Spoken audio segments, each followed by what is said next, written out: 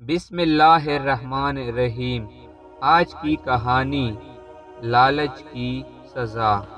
ایک غریب آدمی کے مکان کی چھت ٹوٹ گئی تھی اور وہ اس پر گھاس پھوس بچھا رہا تھا کہ اتفاق سے ایک سخی امیر بھی ادھر آ نکلا اور کہا، بھلے آدمی، اس گھاس پھوس سے بارش کیا رکے گی؟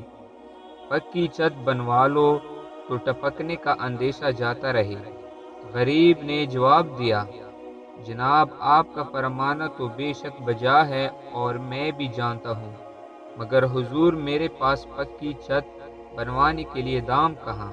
امیر نے پوچھا، پکی چھت پر کیا لاگت آئے گی؟ غریب نے جواب دیا، جناب، 150 روپے تو لگ ہی جائیں گے۔ یہ سن کر امیر نے جھٹ جیب میں سے 150 روپے کی نوٹ نکالے، اس غریب کے حوالے کر دیے کہ جاؤ، اس سے اپنا کام چلاؤ۔ جب امیر نوٹ دے کر چلا گیا تو غریب کے پیٹ میں چوہے دوڑنے لگے کہ یہ تو بڑی صحیح دولت مند تھا، اگر میں 500 کہہ دیتا تو اتنی ہی دے جاتا، میں نے غلطی سے کم کہاں کہہ دیا۔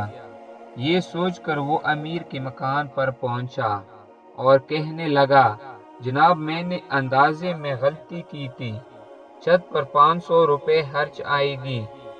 امیر نے کہا، وہ 150 روپے کہاں؟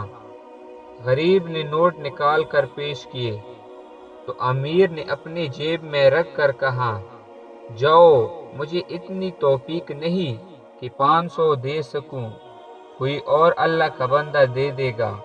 غریب بہت گھبرایا، مگر امیر نے ایک نہ سنی۔ آخر پچھتاتا اور یہ کہتا ہوا گھر کو پلٹ آیا کہ امیر کی کوئی خطا نہیں، یہ میری ہی لالچ کی سزا ہے۔ السلام۔